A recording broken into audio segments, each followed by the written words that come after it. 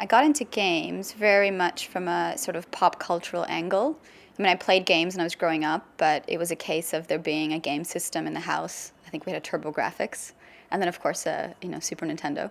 But it belonged to my brother, so it was actually my younger brother. But I just, hang out and play games a little bit, very very casually, pick it up, save the princess, put it down. But I got into games. I actually studied film and communications, so it was very media centric. And I thought about going into TV, film, games, and I just thought games were more interesting. I really like the combination of technology and entertainment. So I knew I wanted to do something in entertainment, but I found that technology, because it sort of weaves through games, it means that like what it means to make a game or what a game is constantly changing. And I just found that really exciting. I think I've never had a very set definition of what is a game. I didn't grow up with a huge immersion into the encyclopedia of games, so didn't really know where the boundaries were. We don't really pay attention to where those boundaries are, and we just focus on what is social and kind of what is playful, and the game elements. I break it down into what is a game. Well, it's maybe something competitive, or it's also playful. You sort of get lost in it. There is to me a little bit of self-expression to that, and in the kind of work that we do, it's often a bit social. It's not just about you by yourself. And if those things all connect up to be a game, and we can call it a game, then that's great. If they don't, well, I don't really care, to be honest. I think if we create something that's enjoyable and popular and people like it, then great.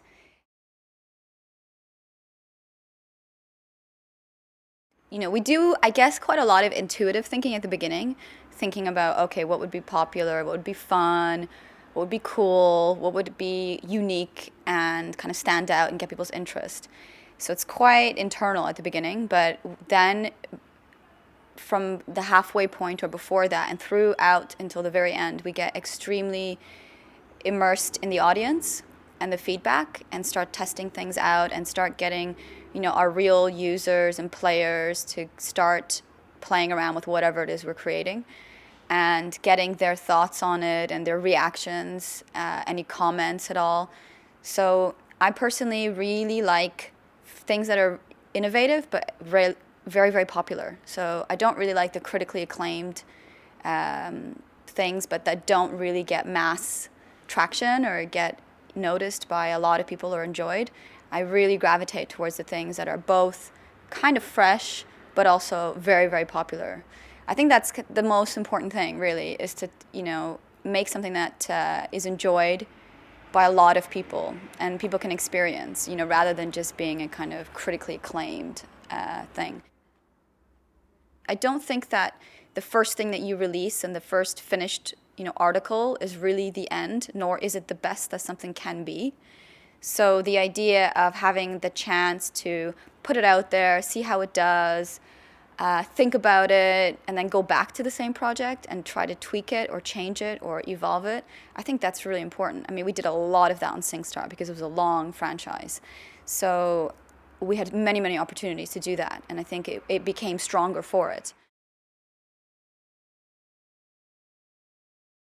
SingStar was developed over both a short time and a long time. The first version was made actually quite fast when you think about game projects. The very first one, we were 12 people and made it in less than a year and a half.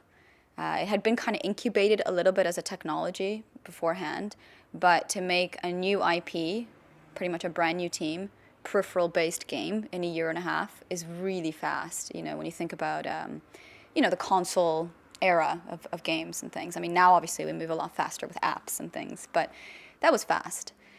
And the very first version sort of had a little bit of everything. It was a little bit party game. It was a little bit career mode, which is where most of the games that were similar to SingStar placed themselves. They were very much about the fantasy of being a pop star or a rock star, and all about building his career and going through the levels and stages. So we actually had a little bit of that. We had a career mode in the first game, as well as just the kind of party game, no story, no narrative, no characters. You are who you are. You're playing against your boyfriend or you're playing against your dad. You play yourself. You don't play a character. Shortly after the first release, we found that the game really came alive when it was just about you having a good time. And the game itself was about you and your friends and all the different scenarios that would bring. The comedy of your dad singing Dancing Queen by ABBA, or the comedy of you beating your friend. It wasn't about the narrative or the story that we invented in the game. And that's kind of, I guess, a little bit unique.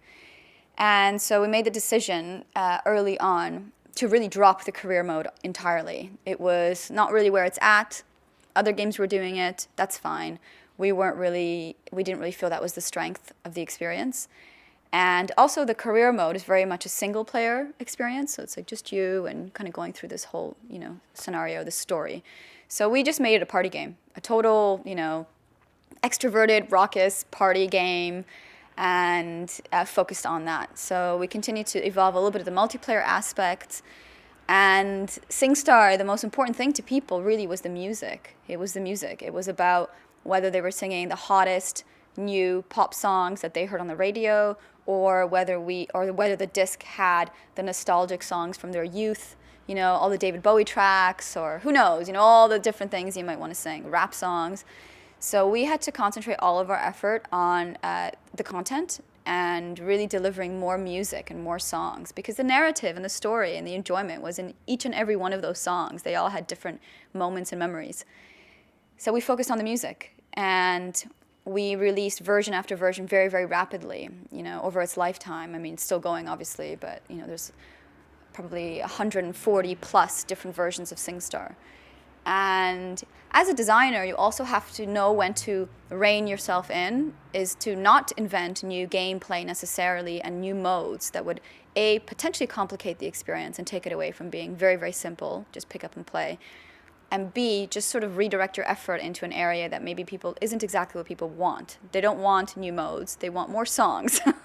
So that's what we really had to focus on. So SingStar became this franchise, always releasing. And then the other thing, of course, that was really popular and important was songs in your own language. So we had a huge machine of creating discs and releases, for France, Germany, Spain, Croatia. We did a Latino version. We did a Bollywood version, which was extremely interesting for India. And many, many versions in between. So that was how it evolved. And I think it was, successful because, I guess, a couple of things. It kept it simple, pick up and play, no complicated manual required. You didn't have to play it. You didn't have to be an amazing player, where you'd be intimidated to play against somebody else who knew how to play and you didn't. There was none of that. There was everybody was equal. You just picked up the game, picked up the microphone and started singing. And it had that kind of multiplayer social aspect. And I think those things are really important. I think your daily life and your friends and who you interact with and who you hang out with is your entertainment on a daily basis. I was very interested in social games because of the rise of social networks, really, as a huge, part of people's lives for entertainment, for socializing, for communicating. The Facebook effect. I mean, love it or hate it. You can't really deny it. So, you see this platform emerging, which is taking up people's leisure time. It doesn't matter whether you want to call it a games console or a games platform or not. The fact is they're spending more and more time socializing on this platform. And that is, their free time of choice. So that was extremely interesting. And of course, because the platform is all about socializing and all about your friends. And so it's worth paying attention to. I think the other thing is the ubiquity, the fact that both, not just Facebook, but the web, really, it's been a kind of like a renaissance of the web. The fact that it's accessible to everyone, you don't need a special machine to access it. It's not a gated kind of community. It's literally everyone almost has access. So that's hugely exciting, just in terms of how many people you can reach and how easily people can engage with your game. So that interested me a lot, and also kind of fundamentally as a independent developer, the way you build and produce games for the new social, the social networks, is really much, much faster, much less expensive, and a very a lighter process, than when you were doing it on console. So as an independent developer, it makes sense really to be on a platform where you can kind of own your destiny in a way, and develop and launch and get to your users much more quickly. When we designed Closet Swap, which is the fashions apps and community, we always said, well, we don't want this to feel like a catalog. We don't want you to come here and feel like you're browsing a catalog of clothes, and nor do we want it to feel like a magazine. We don't want it to feel editorial, where you have to read a lot. We want it to feel like a community. It's about people. And so we designed something that was very highly, highly interactive and would make anybody who uses it, it's their product, it's their experience. They fill it up with, themselves, with their own fashion, with their own style. But it's also playful, when you think about dressing up. Dressing up is quite playful. Is that a game? I don't know, but when you're 13 or even when you're, 27, that before you go out and sort of all, girls get together and get ready to go out. I mean, that's often way more fun, and playful than actually going out itself. There is a bit of a game mechanic in the game, but it's interesting because we've added some sort of goals and rewards and sort of statistics and points to this fashion experience, but we are constantly testing those again with the audience and sort of saying to them, does this mean anything to you? And in some cases it doesn't. In some cases they say, well, I don't really care about these points. They're not meaningful. But they would say, but who has the hottest jacket? That's important. So you have to make the kind of point system or the mechanics be meaningful to like the people using it or what it is you're trying to do. Just to be number one on the leaderboard, it doesn't matter. It has to be a meaningful number one for why are you number one, and that kind of thing. So there is sort of a game mechanic weaved through it, but it's very light touch, and it tries to be as meaningful as possible. Points, sometimes the whole, we look at points as a way to really just drive competition and motivate people. It's ultimately, it doesn't matter what level you're at. It's just trying to get people to get engaged with it.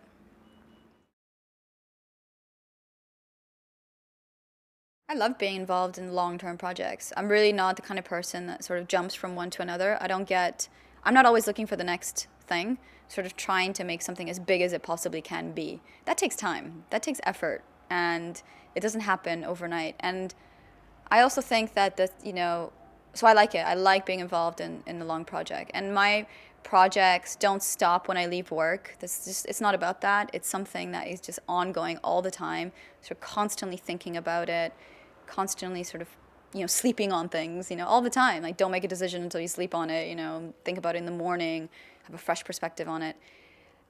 So I really enjoy that. I know some people would get a little bit exhausted maybe, or feel limited to be on the same project for a long time. But I really do enjoy it. I like getting really into it.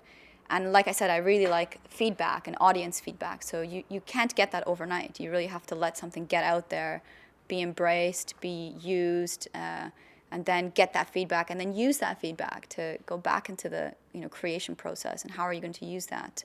And then see how that worked. Get the second round of reactions to whatever project you're doing. So I personally like being involved. I mean, for a long time, I like developing fast. I don't particularly like really, really long projects that don't have a fast launch. I like fast launches, again, just to get out there and see what the reactions are, rather than being in a kind of isolation chamber, creating. It's not my style, really. We are working on something called Superfan, and it's all about being a fan. And we looked at how people are consuming music, and obviously the music industry has been completely transformed, and how it works and how we access music. And I mean, and actually that's probably one of the most important things, is we've gone from a kind of ownership society around music to an access society, especially with the younger generation. And again, we're really focused on teens. So we were looking at all the touch points that exist with being into music and enjoying music and downloading. Everybody focuses on the music download, and is that streamed? Is it downloaded? What's the, monetization, the licensing, all that stuff. music is kind of really stuck as an industry in a very, old paradigm, and there's a lot of arguments and sort of trying to work out the new business structures. But people are just moving on and enjoying music and consuming music in totally different ways. So we're very interested in creating this fan platform and letting fans express that they are the number one fan of Justin Bieber or Lady Gaga or Rihanna or whatever. And again, we're sort of looking at all the touch points and emotional connections between, when you're a young kid, when you're 13 or 14 years old and you're into your favorite band, and, a lot of times like your whole life, you have this fantasy relationship. You think they're singing to you, or you think you know everything about them. You think they know who you are. They notice you. And we're trying to develop that kind of feeling into a sort of a playful and game-like experience called Superfan. So we're taking a lot of different data feeds. So one of the things we do is like, where in the world is Justin Bieber right now? So there's so much data flying around now. You know where people's location is. You know what people had for breakfast. You know what they're, who they're hanging out with. You know what music they're listening to. And when it comes to stars or music stars or celebrities, we've broken down a bit of a wall that existed between us and them. And we're sort of taking that and playing with it. So creating a little world where you feel like you have direct access to your music idols through all these different touch points and data feeds. Whenever I finish a game, or I feel like I can start all over again. I feel like finishing something, no matter how long it takes, you go through all of the sort of lessons, and you've just finally figured everything out, because you often don't know if something's going to work until the very, very, the end, when everything comes together and you start validating things and things hang together. So I truly feel at the end of every project that now I can begin. Like, now I can start again. I don't feel like it's the end. I feel like I've just learned enough of the basics to really do this project all over again and start again. And you don't always have that luxury. I mean, usually you're supposed to finish and be done. But I always feel that way, that at the end of the project, you've just learned enough to start again.